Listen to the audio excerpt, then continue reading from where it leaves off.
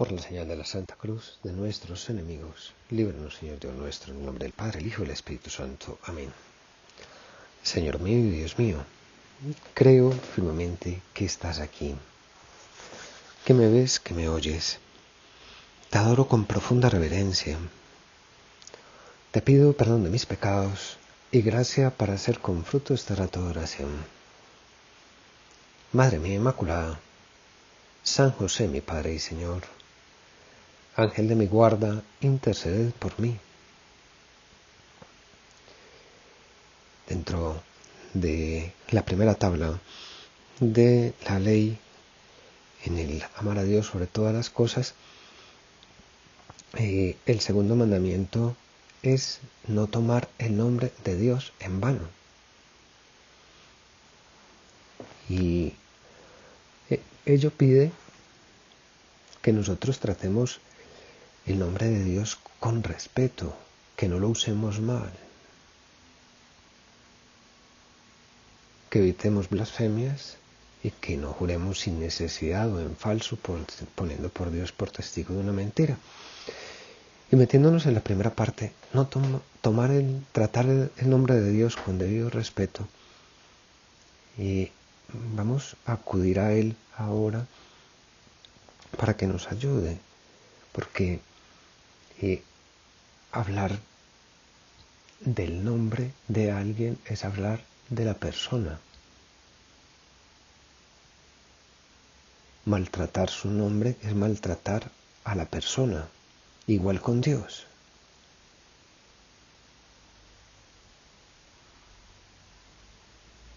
Obviamente, para nosotros los que creemos, tratar o hablar de Dios es hablar de algo que es muy importante. Y cuando lo nombramos, lo hacemos presente, lo traemos y lo hacemos nuestro. Y lo tratamos con esa dignidad, con esa fuerza. Por eso, siempre que hablamos de Dios, los creyentes escribimos su nombre con mayúscula.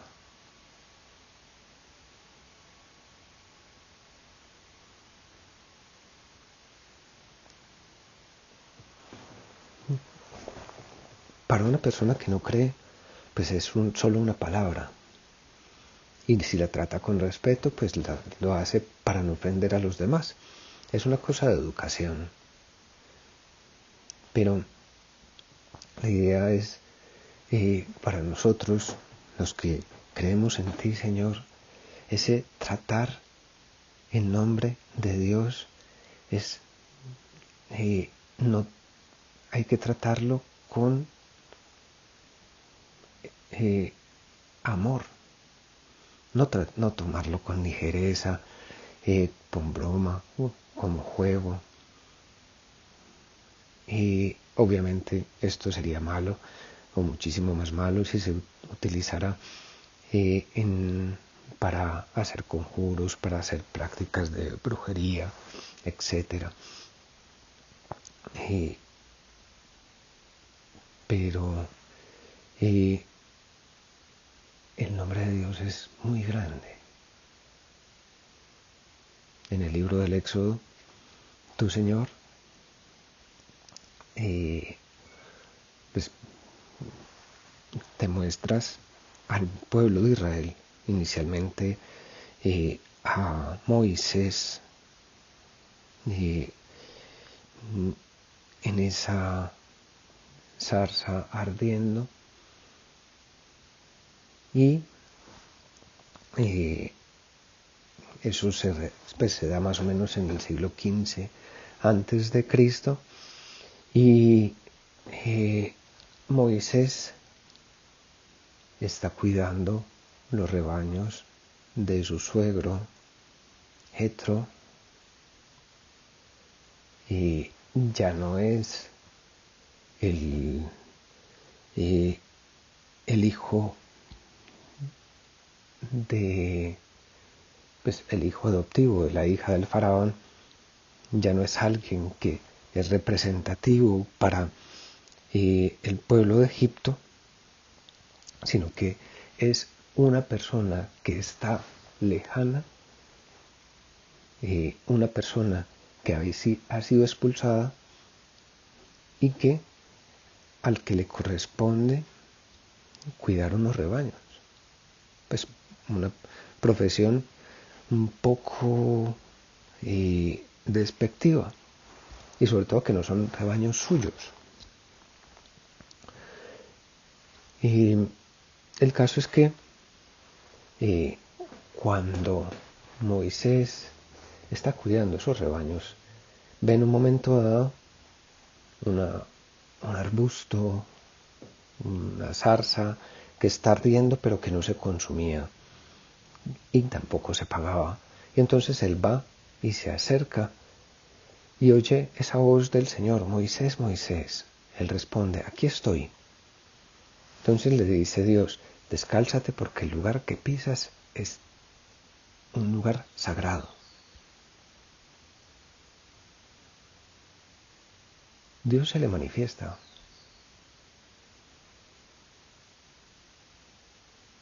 Y dice Moisés, dice el texto sagrado, Moisés se estremeció al sentir la cercanía de Dios y se llenó de asombro.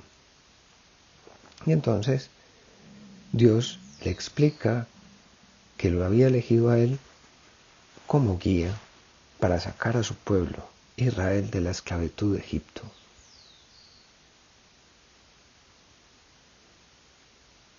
Y entonces Moisés, confundido, le dice al Señor,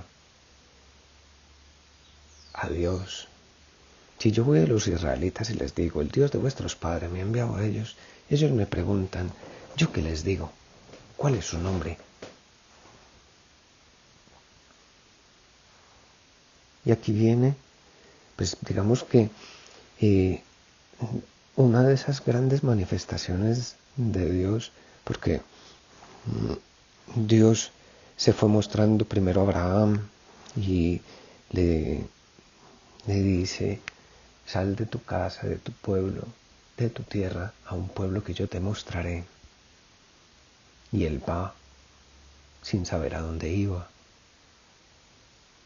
Y después se le vuelve a mostrar en otro momento.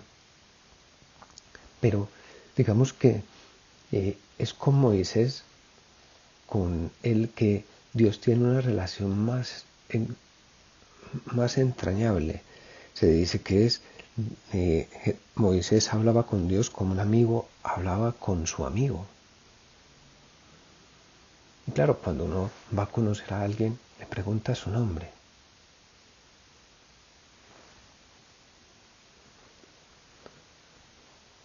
Y Dios le revela su nombre.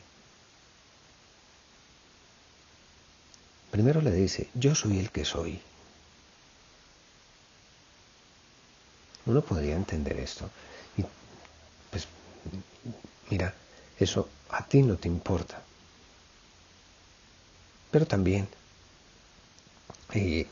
ese decir yo soy el que soy es: yo soy el que siempre he sido, yo soy el que siempre fui y soy el que siempre seré. Usualmente en las catequesis o en los encuentros con los niños siempre se pregunta: ¿y antes que Dios quién hubo? Antes que tú, Señor, no puede haber nadie, porque si tú si no hubieras existido, pues digamos que el mundo no hubiera existido nunca, porque de la nada nada sale.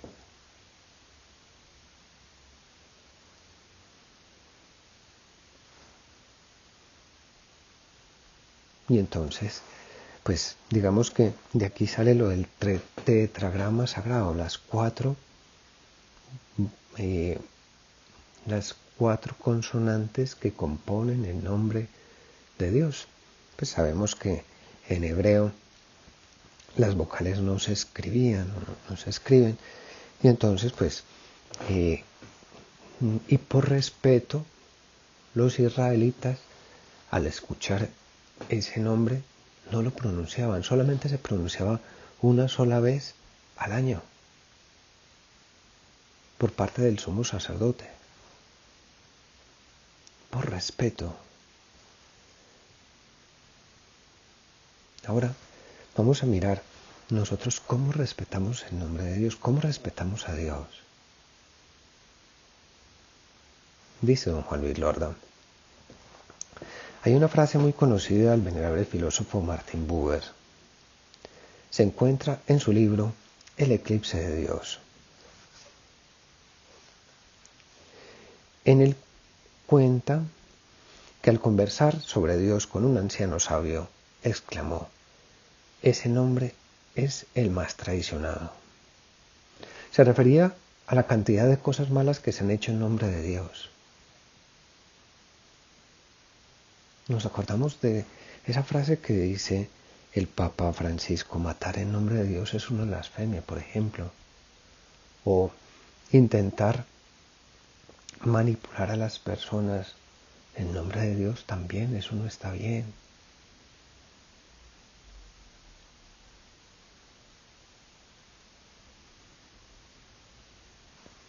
Y se han hecho cosas malas. Dicen, eso sucede precisamente por no respetarle, por no percibir la distancia que nos separa, por confundirlo fácilmente con nuestros gustos, con nuestros deseos, con nuestros propios intereses, con nuestras propias vísceras. Hay personas que quieren defender a Dios de una manera que cuadra muy poco con lo que Dios es. Que se hacen un Dios a la medida y no nos dan, que no se acercan a ese Dios con el que estamos intentando conversar ahora en esta oración, en este rato de conversación con Él, contigo, Señor. ¿Cómo hago? Y para no hacerme un Dios a la medida, sino para tenerte, cuidarte y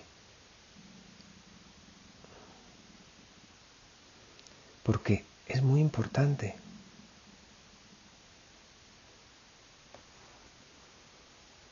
La historia humana está llena de violencias y muchas se han hecho en nombre de Dios. ¿Cuántas guerras? Nuestra sensibilidad moderna lo ve con más claridad que la de las otras épocas. En lugar de que Dios aúne, lo que ha hecho muchas veces es desunir.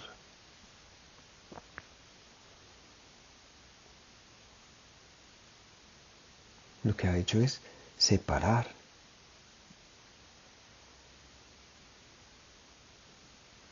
El siglo XX ha sido testigo de violencias increíbles que se han hecho en nombre de ideologías sin Dios. Y han sido más horribles que ninguna otra en la historia, porque también contaban con medios, con más medios. Y dice don Juan Luis, quizás sea más fácil maltratar a los demás cuando no se cree en Dios.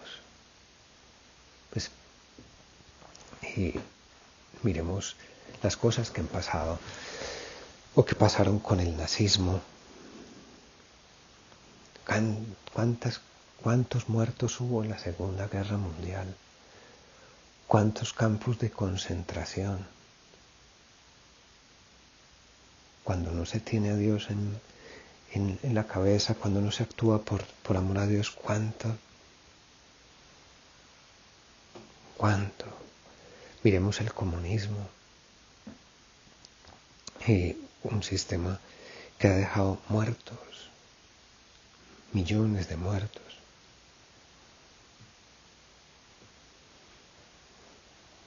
Jesucristo enseñó que hay que amar a todos los hombres, incluso a los enemigos, y aprender a perdonar como Dios nos perdona.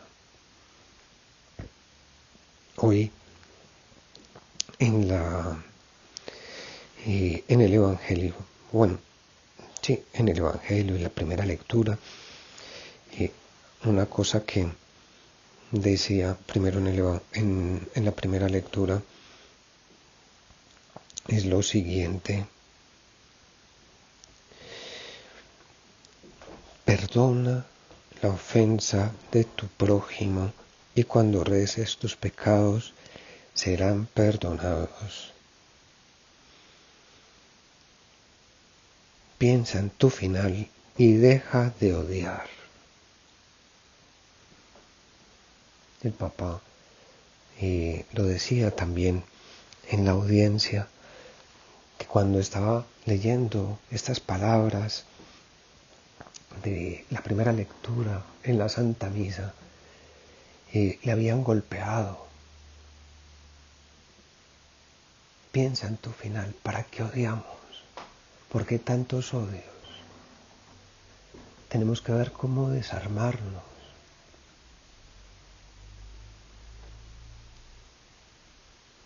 No podemos simplemente destruir por destruir, tenemos que buscar crecer. Piensa en tu final y deja de odiar. Y también en el Evangelio dice, si mi hermano me ofende, ¿cuántas veces tengo que perdonarlo? Hasta 70 veces. Perdón, hasta 7 veces. Y el Señor dice, no te digo hasta 7 veces, sino hasta 70 veces 7. Infinitamente. Tienes que amar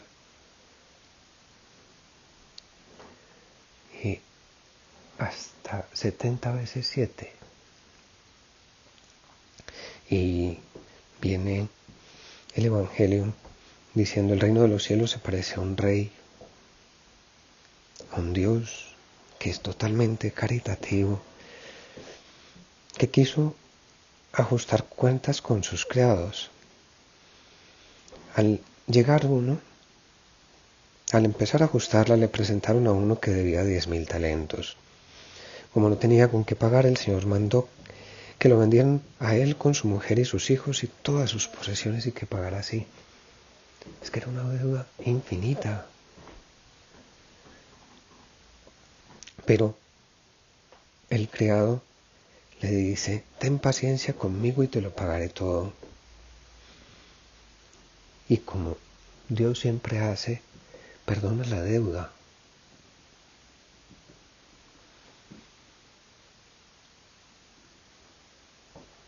Si nosotros cuidamos ese nombre de Dios, que es lo que estamos hablando en este rato de conversación, si nosotros cuidamos a Dios y le pedimos a Él que lo hagamos, tenemos que ver cómo perdonar.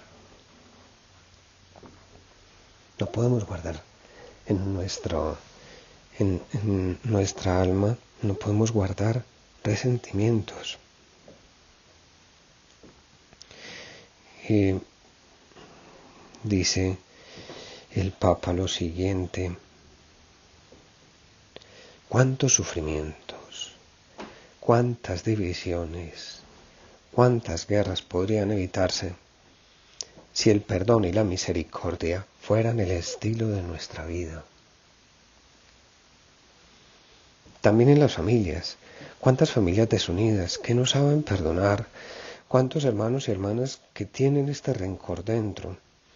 Es necesario aplicar el amor misericordioso en todas las relaciones humanas, entre los esposos, entre los padres e hijos, dentro de nuestras comunidades, en la iglesia, en la sociedad, en la política.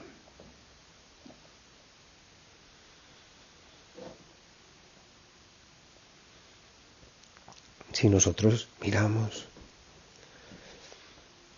y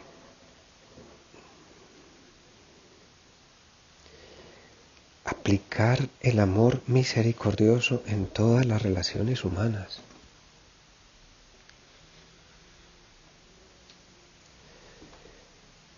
Entre los esposos, entre los padres, entre los hijos, en la iglesia. En la iglesia, en todas partes.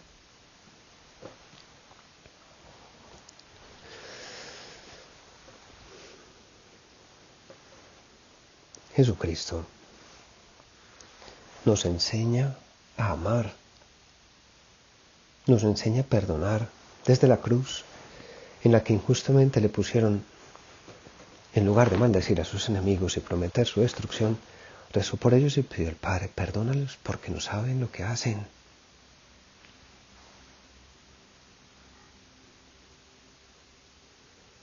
Esta es la segunda parte. Y la tercera, no jurar en vano.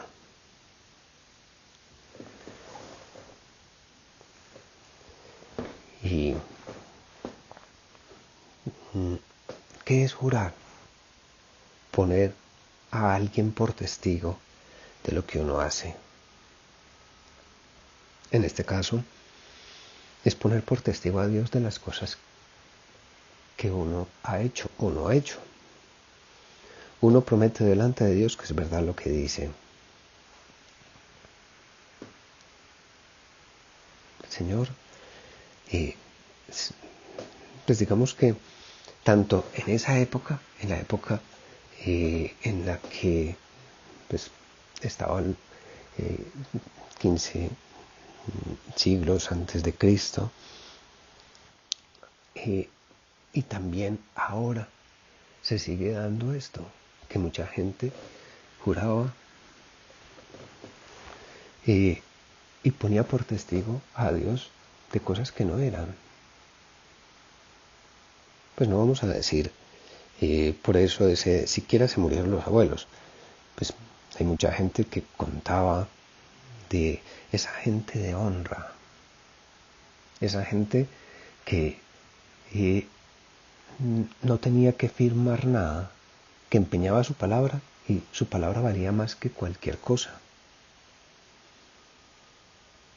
Nosotros también tenemos que ser así.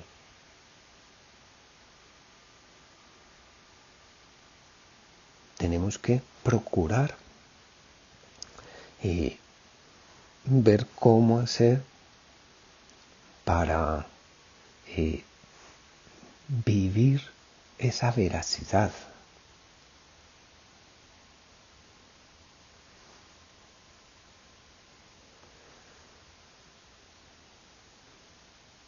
Hoy, desafortunadamente, tampoco tiene fuerzas el juramento.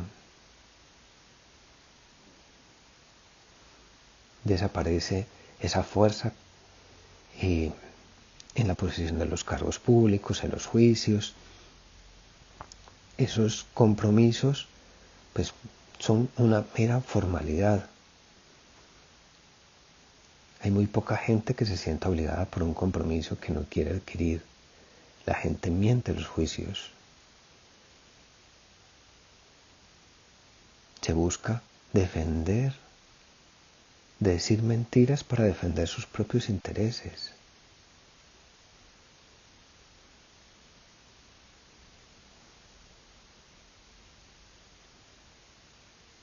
Vamos a pedirle al Señor que nosotros vivamos con ese sentido del honor y obviamente, pues uno dice, jurar es malo, ¿no?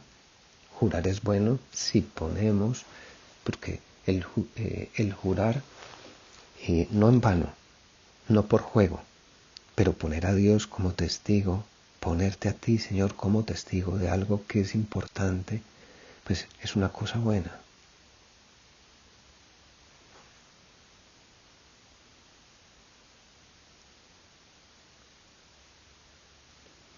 Es una cosa buena, porque es realzar el nombre de Dios. Es decir, el nombre de Dios vale la pena. Vale la pena.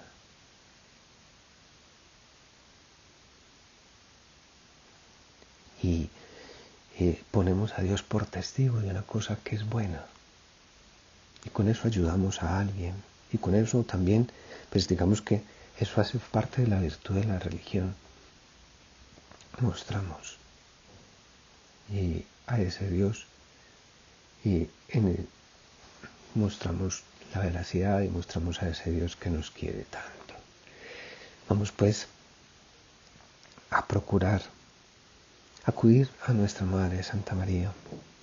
La cogemos de la mano de ella y le pedimos que nos ayude a tratar a Dios con ese debido respeto, a no usarlo mal.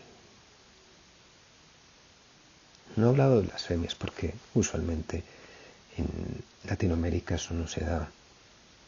A no jurar sin necesidad, a no jurar en falso, a no poner a Dios por testigo de una mentira. Que la mentira es robarle a una persona, y si ponemos a Dios para que nos ayude a mentir, pues eso sería espantoso.